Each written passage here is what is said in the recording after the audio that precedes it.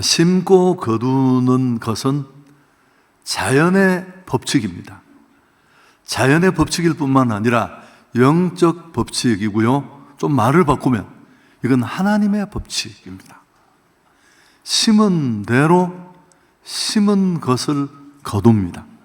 많이 심으면 많이 거두고 적게 심으면 적게 거둡니다. 좋은 것을 심으면 당연히 좋은 것을 거두게 되겠죠. 여러분, 심는 것과 이 거두는 것 사이에는 분명한 인과관계가 존재합니다. 우리 착각하지 말아야 됩니다. 오늘 7절에도 보면 스스로 속이지 말라. 하나님은 업신여김을 받지 아니하시나니 사람이 무엇으로 심든지 그대로 거두리라. 스스로 속이지 말라. 하나님은 업신여김을 받지 아니한다. 앞부분에 그랬는데 사람들은 스스로 속습니다. 어떻게 되겠지? 심지 않고도 마치 거둘 것이 있는 것처럼. 이건 좋은 예는 아닌데 제가 생각을 해봤어요. 제가 맨날 스스로 속는 거 하나가 있는데 저는 보기는 어떠신지 모르지만 피부가 굉장히 약해서 똑같이 축구를 하거나 농구를 하더라도 저는 딱 1시간 하면 완전히 얼굴이 쑥공이 되는 스타일이에요. 그래서 이렇게 뭘 바르기도 하고 하는데 언제나 어떤 생각을 하느냐 하면 이번 교육자 수련회 갔을 때도 바닷가에 나가는데 오늘 날씨도 이런데 괜찮겠지. 그런 날은 한 번도 없었습니다. 그냥 딱 2시간만 쪼여도 저는 그 다음 주일 어디 일하다 온 사람처럼 그렇습니다. 그러면서 맨날 그렇게 하는 거예요. 맨날. 너무 적절하지 않죠? 어떻게 하면 되겠지? 자기 합리화, 자기 기만을 하면서 그냥 되는 대로 그렇게 살아갑니다. 여러분, 심지 않고 거두는 거 그런 거 없습니다. 이건 자연의 법칙과도 맞지 않을 뿐만 아니라 영적인 법칙과도 맞지 않습니다. 적게 심고 많이 거두는 것 역시 불가하고요. 여러분, 이건 착각입니다. 착각. 그리고 이런 자연의 법칙, 하나님의 법칙을 무시하는 건 어떻게 이름을 붙이면 좋을까 생각을 하다가 한 가지가 생각나는데 불한당입니다. 불한당. 여러분, 이 안일 부자의 중간에 있는 이 한자가 땀 한자거든요.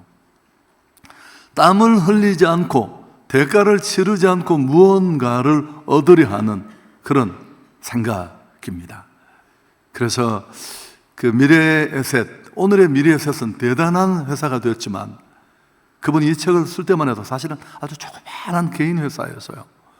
여러분, 미래에셋의 박연주 회장이 자신의 책 돈은 아름다운 꽃이다 라는 이 책에서 자기는 자녀들을 찜질방에 보내지 않는다고 한 기억이 또 이렇게 새로웠습니다. 애초부터 땀 흘리지 않고 무언가를 얻을 수 있다는 그런 불로소득의 기대조차 잘라버리겠다는 그 부모의 마음이 느껴졌습니다. 혹시 내가 움직이지도 않았는데 찜질방에 앉아있으니까 땀이 나네, 그런 거 가르치고 싶지 않았던 거죠. 쉬운 길, 공짜, 여러분 그런 거 없어요. 그거 혹시라도 그런 게 있다면 그건 사기예요. 여러분, 얼마나 많은 사람들이 다단계에 넘어갑니까? 그거 딱 계산을 해보면 안 되는 일인데 9단 3단만 외워도 딱 답이 나오는 건데 이런 공짜 심리, 불안감 같은 마음, 이런 마음이 우리 안에 있으면 하나도 보이지 않아요. 그리고 혹시라도 그런 일이 있다고 칩시다. 일확천금을 노릴 만한, 여러분 그게 있으면 내게 기회가 오겠습니까? 이게 자기야지. 일확천금을 노리는 사기꾼들 모두 여기 이 부류에 속합니다. 그리고 오늘 성경을 보면 이런 태도는 하나님은 업신여기는 행위다. 왜냐하면 사실 하나님의 법칙이거든요. 이건 심은 대로 거둔다는 건 자연의 법칙일 뿐만 아니라 하나님의 법칙입니다. 그런 법칙을 짓밟고 무시하는 것, 하나님을 업신여기는 행위라고 말하고 결국은 스스로 고통당하는 자리에 던져지게 됩니다. 심은 대로 거두는 것은, 사실은 이 부분은 굉장히 준엄한 내용인데요, 하나님의 법칙일 뿐만 아니라 사실은 이 원문이 원래 말하는 어조는 하나님의 심판이라는 겁니다. 심판. 그래서 우리는 잘 심어야 합니다. 좋은 것을 심어야 하고요. 자, 8절 말씀 함께 읽을까요?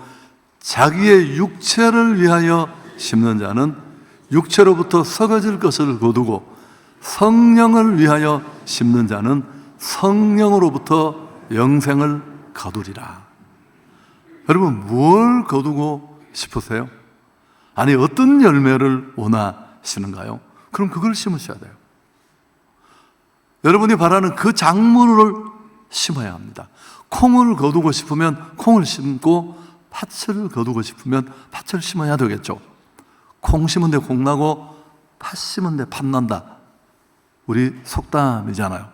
또 사자성어로 종두, 득두 그런 말도 있습니다만 모두 같은 내용입니다. 성경은 육체를 위하여 심으면 육체로부터 썩어질 것을 거둔다. 성령을 위하여 심으면 성령으로 영생을 거두게 된다. 너무 당연한 원리죠. 조금 더 첨언을 한다면, 육체를 위하여 심는 건 더 중심에 자기를 위하여라는 게 있고요, 성령으로 심는 건 주를 위하여라는 것이 그 속에 들어있습니다. 육체를 위하여 심는 것은 그럼 무엇을 의미할까요? 사실 지금 오늘 우리는 갈라디아서 5장 6장을 살피고 있는데, 그 앞장인 갈라디아서 5장에서 육체에 대해서 얘기를 했습니다. 갈라디아서 5장 19절에서 21절에 그 내용이 나와 있는데, 우리 같이 한 목소리로 함께 읽습니다. 육체의 일은 분명하니 곧 음행과 더러운 것과 호색과 우상숭배와 주술과 원수 맺는 것과 분쟁과 시기와 분냄과 당 짓는 것과 분열함과 이단과 투기와 술 취함과 방탕함과 또 그와 같은 것들이라. 전에 너희에게 경계한 것 같이 경계하노니 이런 일을 하는 자들은 하나님의 나라를 유업으로 받지 못할 것이요.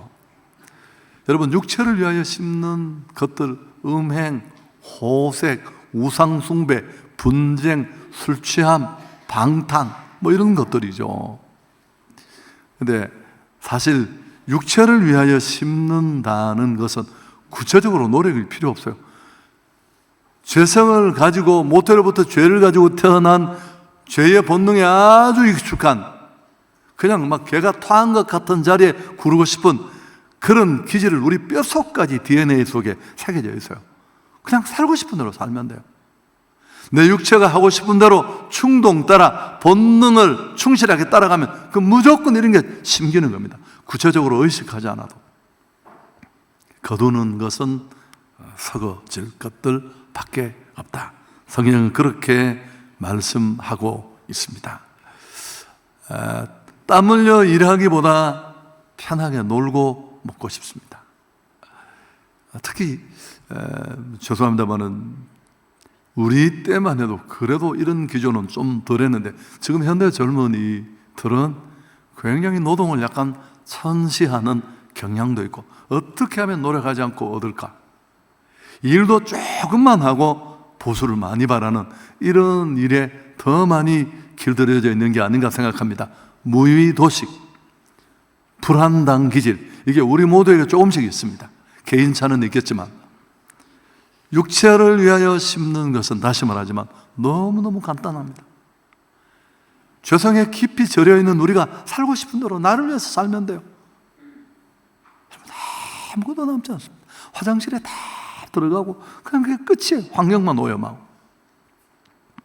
남는 것 후에 거둘 것은 썩어질 열매뿐입니다. 육체가 아니라 성령으로 심어야 할 줄 믿습니다. 사실 예수 믿는 것 이 자체도 영적으로 심는 행위예요. 예수를 믿고 그 예수를 따라가고 예수의 삶을 살고, 그래서 영생을 거두는 그런 단계로 나가는 겁니다.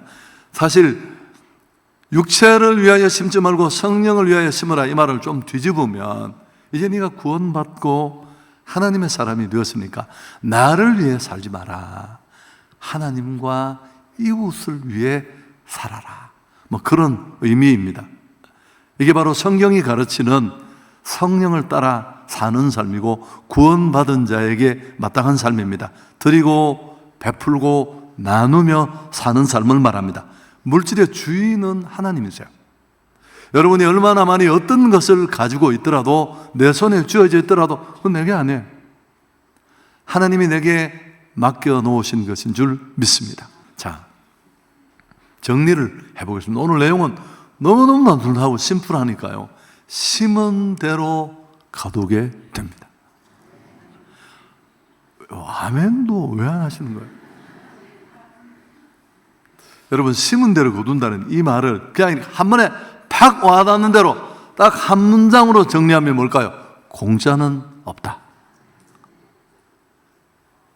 어떤 지혜로운 사람이 사람을 시켜서 온 세상의 모든 지식 중에 최고의 지식을 정리해봐라, 책 한 권을 만들어 놨습니다. 너무 복잡하다, 딱 한 문장으로 줄여라. 그래서 줄여진 게 뭐라고요? 공짜는 없다. 자, 왜? 저는 처음에 좀 이상해요. 아니 기껏 그거야? 근데 얼마나 우리 생각 속에 심지 않고 거두려는, 아무것도 하지 않으면서 평생 나를 위해 살았는데, 내 자식, 내 가족, 우리 교회밖에 모르고 살았는데 마치 내가 많은 것을 심은 것처럼 착각하는 그런 불안감 같은 마음이 우리 안에 있는 겁니다. 여러분, 국어사전을 찾아보면 이렇게 되어 있습니다. 어떤 결과든 반드시 그 원인이 있다. 어떤 결과든. 히스기야 생각이 났습니다. 여러분, 히스기야는 어느 날 사형선고를 받습니다. 너는 내 집에 유언하고 죽을 준비를 하라. 사람들이 보통 제가 목회하면서 만나보면 정신을 차리지 못합니다. 심한 요인이 2개월, 6개월을 완전히 혼이 다 나가버려요. 그만큼 인간이 연약한 존재입니다. 히스기야는 어떻게 했습니까? 여러분, 그 내용이 이사야 38장 3절에 나와 있는데요. 이르되 여호와여 구하오니 내가 주 앞에서 진실과 전심으로 행하며 주의 목전에서 선하게 행한 것을 기억하옵소서. 그리고 통곡했어요.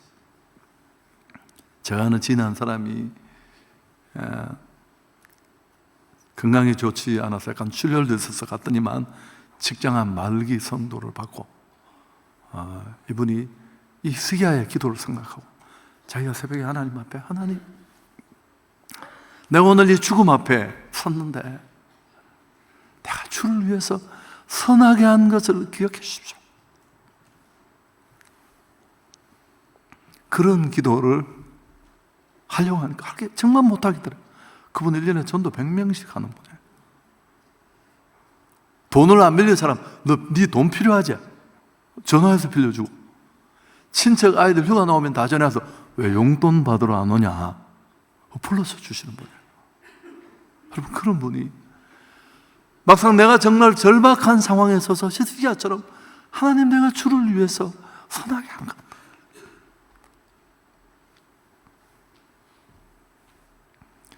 여러분,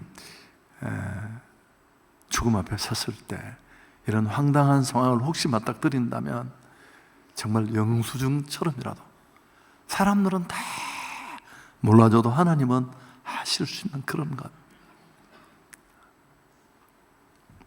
그런 게 혹시 있으십니까? 여러분, 우리 착각하지 맙시다. 스스로 속지 말고요, 자기 기만도 자기 합리화도 하지 맙시다. 지금껏 나를 위해 살았다면 이제 다르게 살아야 할 줄 믿습니다. 하나님을 위해 타인을 향해 억지로라도 손을 펴고, 여러분, 하나님 앞에 드리는 거 그것 강조하지 않겠습니다. 너무 잘 알고 계시니까 그분이 주신 것들이니까요. 타인을 향해 연약한 사람을 섬기는 것도 사실 쉽지 않아요. 왜냐하면 아무리 많이 가져도 우리는 그렇게 여유가 생기기가 쉽지 않아요. 마음의 여유도 여유지만 훈련되지 않고는 그 손을 펴는 게 쉽지 않습니다. 차라리 손을 부러뜨리는 게 낫지. 그렇지만 힘들게라도 한 번이라도 작게라도 베풀면 새로운 단계로 신앙은 나아갈 수 있는데, 잠언 19장 17절 많이 인용했습니다만 우리 같이 한번 읽을까요? 가난한 자를 불쌍히 여기는 것은 여호와께 구워드리는 것이니 그의 선행을 그에게 갚아주시리. 참 재밌는 표현이잖아요. 내가 정말 100번 만에 200번 만에 내 사정이 참 어렵지만 여유가 있어도 내가 그런 준비 훈련이 안 돼 있는데 어떻게 한번 마음을 먹고 작은 베품을 하면 하나님이 채무자가 되시는 거예요. 사실 이렇게 심는 것, 하나님을 향해서나 사람을 향해서나 심는 일은 쉽지 않아요. 아니 금방 심으면 막 하나님이 바로 갚아주시고 2배, 3배로 돌아오고, 아무리 지금 고금리라지만 그게 말이 되냐? 여러분, 아닙니다. 바로 거두는 것보다는 그렇지 않은 경우가 훨씬 많아요. 아니 그냥 심는 행위 자체로 봤을 때 심었으면 거둘 때가 될 것 같은데 그런 때를 지나도 아무 연락 없고 감감무소식일 때도 부지기 있습니다. 이때 찾아오는 게 뭘까요? 낙심입니다. 마음이 무너지는. 자, 9절 함께 읽습니다. 우리가 선을 행하되 낙심하지 말지니 포기하지 아니하면 때가 이름에 가두리라. 여러분, 재미있는 건 심지 않은 사람은 낙심 그런 거 없어요. 자기를 위해서 먹었는데 왜 낙심이 와요? 과식이 있을지 모르지. 여러분, 기도도 그렇습니다. 정말 하나님은 살아계신다고 믿고 내 안에 이 절망이 너무 쌓였고 5년, 10년, 도목사가 10년 기도하면 죽음 같은 상황도 열린다고 해서 12년을 기도했는데도 아무 연락도 없고 하나님이 이메일이라도 한 통 보내서 5개월만 더 기다리라, 이것도 없는 거예요. 여러분, 그때 무너지면 잘 못 일어나요. 하나님 앞에 열심히 나는 어려움 속에 베풀고 드리고 살았는데 내 상황은 좀째 바뀌어지지 않고, 그때도 낙심하지 말아야 될 줄 믿습니다. 여러분, 파종에서 수확까지는 시간이 걸리고 초보 농사꾼이면 더 그렇겠죠. 그러나 반드시 이루게 될 줄 믿습니다. 때가 되면 이루리라.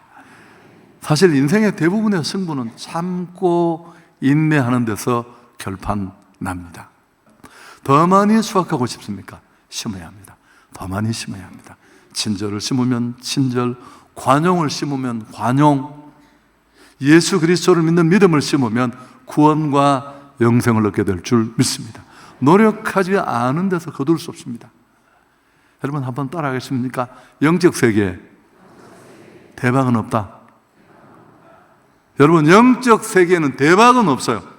이런 자연의 법칙, 하나님의 법칙을 무시하고 로또 복권 맞는 것처럼 갑자기 내 인생이 뒤집어져서, 그런 거 없습니다. 그건 스스로 착각하고 자기를 기만하는 겁니다. 곧 밤이 찾아오고 죽으면 끝입니다. 얻으려면, 거두려면 심어야 할 줄 믿습니다. 여러분, 물론 안타까운 분들도 계세요. 목사님, 그 이야기 나 정말 100번, 1000번 동의하고 받아들일 수 있지만 제가 정말 끼니 걱정을 할 만큼 나는 심을 게 없습니다. 가슴 아프고 또 그런 분들을 위해서 자주자주 기도합니다만은, 그런데 가만히 생각을 한번 해보십시오. 그런 분들이 더 없을수록 기를 쓰고 심어요. 지금 씨를 뿌리는 시기인데 나는 씨앗을 살 돈이 없습니다. 그러면 어떻게 해야 될까요? 옆집에 가서 부탁을 하라. 빌려서라도 심어야 할 줄 믿습니다. 아멘. 그래야 이 잘못된 구조를 벗어날 수 있는 거예요. 여러분, 그러니까 심지 않고 거둘 수 없는 겁니다. 정리를 하겠습니다.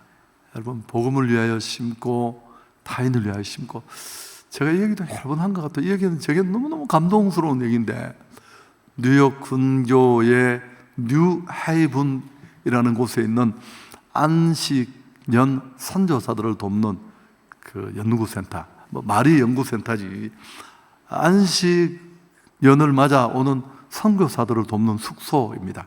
여기 우리 한국 선교사 백인숙이라는 선교사가 방문하고 와서 쓴 글을 제가 오래전에 읽었는데, 아파트를 한 11개쯤 이렇게 갖추고 있는 선교사들의 휴식처고 재충전 장소입니다.